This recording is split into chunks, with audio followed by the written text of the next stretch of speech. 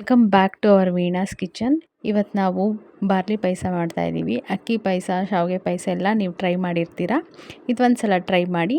Barley ಅಕ್ಕಿನ already ಬೇಯಿಸಿಟ್ಕೊಂಡಿದ್ದೀನಿ. ಗೋಡಂಬಿ, ದ್ರಾಕ್ಷಿ, ತುಪ್ಪ, ಏಲಕ್ಕಿ, ಕೇಸರಿ, ಮಿಲ್ಕ್ ಮೇಡ್, ಬಾದಾಮ್, ಹಾಲು. ಒಂದು ಬಾಣಲಿ ಇಟ್ಕೊಂಡಿದ್ದೀನಿ. ಈಗ ಬಾಣಲಿಗೆ ತುಪ್ಪ ಆ್ಯಡ್ ಮಾಡಿ, ತುಪ್ಪ ಕಾದ ನಂತರ ಗೋಡಂಬಿ ಆ್ಯಡ್ ಮಾಡಿ. ಗೋಡಂಬಿ ಗೋಲ್ಡನ್ ಬ್ರೌನ್ ಆಗಬೇಕು. ಬಾದಾಮ್ ಕೂಡ ಆ್ಯಡ್ ಮಾಡ್ತಾಯಿದ್ದೀನಿ. ಬಾದಾಮ್ ಕೂಡ ಗೋಲ್ಡನ್ ಬ್ರೌನ್ ಆಗಬೇಕು. ದ್ರಾಕ್ಷಿ ಆ್ಯಡ್ ಮಾಡ್ತಾಯಿದ್ದೀನಿ. ದ್ರಾಕ್ಷಿ ಕೂಡ ಫ್ರೈ ಮಾಡ್ಕೊಳ್ಳಿ. ಫ್ರೈ ಆದಮೇಲೆ ಹಾಲು ಆ್ಯಡ್ ಮಾಡ್ಕೊಂಡಿದ್ದೀನಿ. ಹಾಲು ಚೆನ್ನಾಗಿ ಕುದಿ ಬಂದಮೇಲೆ ಬೇಯಿಸಿರುವ ಬಾರ್ಲಕ್ಕಿನ ಆ್ಯಡ್ ಮಾಡ್ತಾಯಿದ್ದೀನಿ.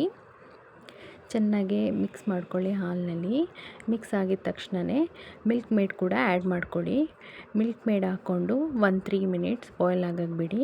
ಬಾಯ್ಲ್ ಆದಮೇಲೆ ನೀವು ಸಕ್ಕರೆ ಆ್ಯಡ್ ಮಾಡ್ಕೋಬೇಕು. 1/2 ಕಪ್ ಸಕ್ಕರೆ ಆ್ಯಡ್ ಮಾಡ್ಕೊಂಡಿದ್ದೀನಿ. ಕೇಸರಿ ದಳ ಹಾಕ್ಕೊಂಡಿದ್ದೀನಿ. ಏಲಕ್ಕಿ ಪುಡಿ ಕೂಡ ಆ್ಯಡ್ ಮಾಡ್ಕೋತಾ ಇದ್ದೀನಿ. ಇವಾಗ 2 ಮಿನಿಟ್ಸ್ ಬಾಯ್ಲ್ ಆಗೋಕ್ಕೆ ಬಿಟ್ಟು ಸ್ಟವ್ ಆಫ್ ಮಾಡ್ಕೊಳ್ಳಿ.